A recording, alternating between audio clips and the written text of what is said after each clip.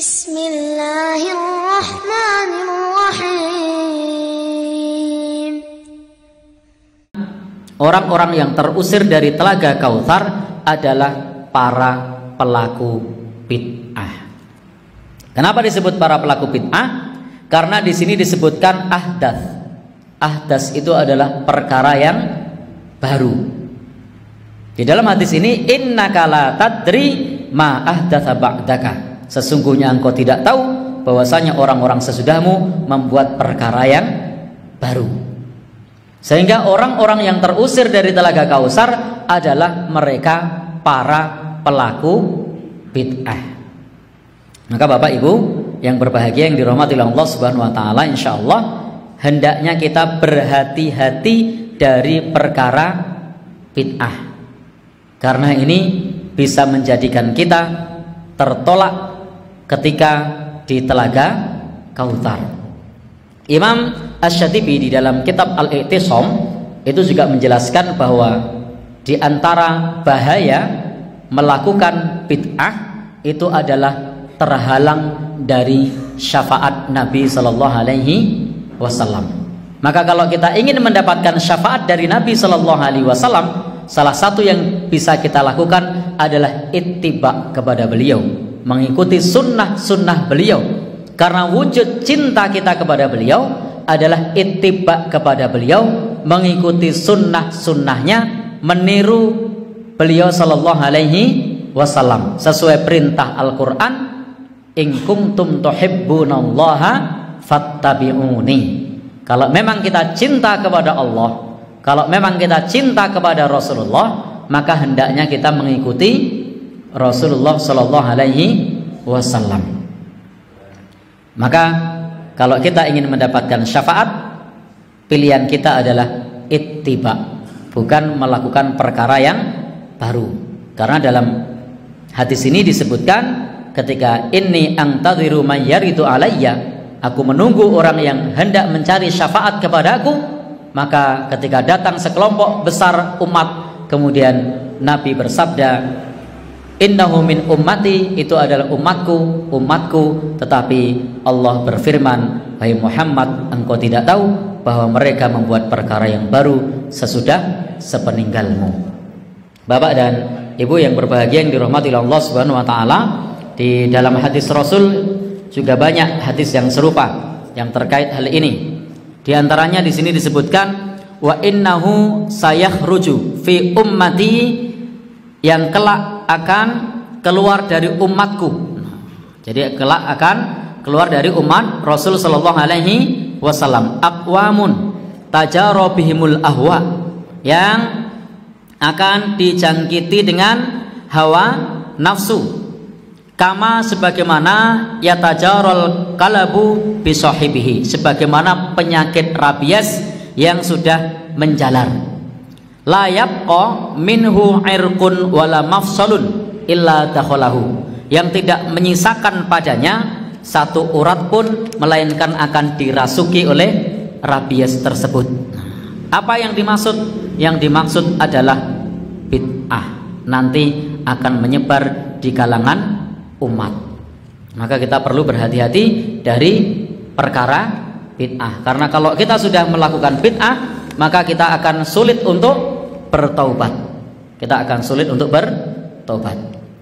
Sebagaimana disebutkan oleh Rasul Sallallahu Alaihi Wasallam bahwa seseorang itu ketika sudah melakukan bid'ah, maka akan merasa bahwa bid'ah itu satu kebenaran, sehingga sulit untuk kemudian berhenti dari perkara bid'ah, karena dianggap yang dikerjakannya adalah perkara yang benar, padahal yang dikerjakan bukan perkara yang benar. Sebagaimana dalam riwayat Imam Muslim dari Jarir ibn Abdullah, di sini disebutkan, innallaha hajarat taubata ala kulli sahibi bid'atin, sesungguhnya Allah mencegah pelaku bid'ah melakukan taubat.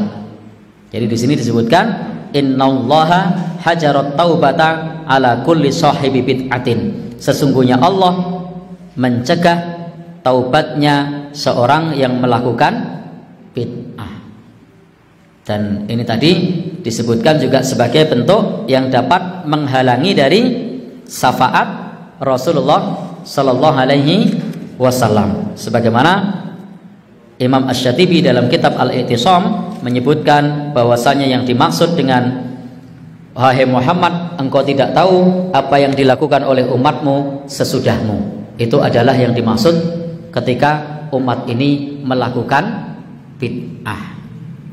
Maka pastikan kita ketika beramal soleh, amal soleh kita itu yang pertama dilandasi dengan tauhid. Harus dilandasi dengan tauhid, ikhlas karena Allah Subhanahu wa ta'ala. Yang kedua, hendaknya ittiba kepada Rasulullah Sallallahu Alaihi Wasallam, dan pastinya kita sebagai seorang muslim. Maka Syekh Muhammad Jamil Zainu itu menyebutkan syarat diterimanya amal: 1 muslim, 2 ikhlas, 3 mengikuti tuntunan. Kalau hilang salah satunya maka tidak diterima. Jadi kalau hilang salah satunya maka tidak diterima. Maka ketiga-tiganya harus ada. Harus muslim, yang kedua harus ikhlas, yang ketiga sesuai tuntunan. Andai kita beramal tetapi tidak ikhlas meskipun muslim dan sesuai tuntunan, maka ini juga tidak diterima. Andai kita beramal sebagai seorang muslim sudah ikhlas tapi tidak sesuai tuntunan, ini juga tidak diterima. Hadisnya populer, man amila amalan laisa alaihi amruna fahuwa raddun. Barang siapa beramal dengan suatu amalan yang tidak ada tuntunan dari kami, maka amal itu tertolak. Kemudian dia sudah ikhlas, sudah sesuai tuntunan, tapi dia bukan orang Islam, melu sholat, apal dungone, tapi dia tidak mau masuk Islam, diterima apa tidak? Tidak. Dia ikut puasa Ramadan tapi tidak mau masuk Islam, diterima apa tidak? Tidak. Sudah ikhlas dia, ya ikhlas, sesuai tuntunan, sahur juga, buka juga, tapi diterima apa tidak? Tidak. Maka orang yang kelak akan mendapatkan syafaat dari Rasulullah di Telaga Kautsar ini, pertama adalah orang-orang yang teguh dalam tauhid, tidak mundur ke belakang, tidak murtad. Yang kedua adalah menjauhi dosa besar. Karena para ulama tadi menyebutkan yang terhalang dari telaga Rasulullah adalah pelaku dosa besar. Kemudian yang ketiga, senantiasa ittiba kepada Rasulullah Sallallahu Alaihi Wasallam, dan pastikan itu semua dilandasi dengan tauhid, yakni tidak boleh kita menyekutukan Allah Subhanahu wa ta'ala.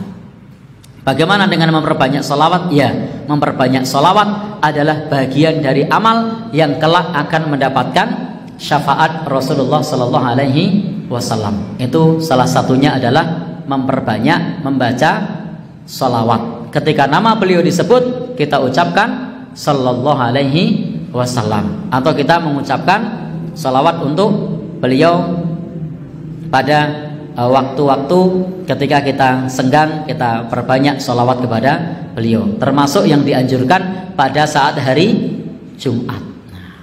Baik, jadi di sini tadi disebutkan Rasul menunggu umatnya di Telaga Kautsar, dan ada sejumlah orang yang terusir dari telaga itu. Dan para ulama menyebutkan siapakah mereka yang terusir.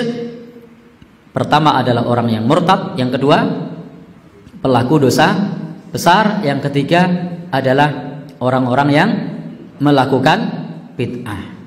Kalau Imam Asy-Syatibi menyebut yang dimaksud di sini adalah pelaku bid'ah. Maka kita perlu berhati-hati dari perkara-perkara yang baru di dalam agama. Maka di dalam agama kita cukupkan ittiba kepada Rasul Sallallahu Alaihi Wasallam. Kita merujuk kepada Al-Quran dan As-Sunnah dengan berpegang teguh dengan apa yang dipahami oleh para sahabat Rasulullah. At-tamassuku bima kana alaihi ashabu Rasulillah. Karena hampir semua orang itu mengaku sumbernya, rujukannya adalah Al-Quran.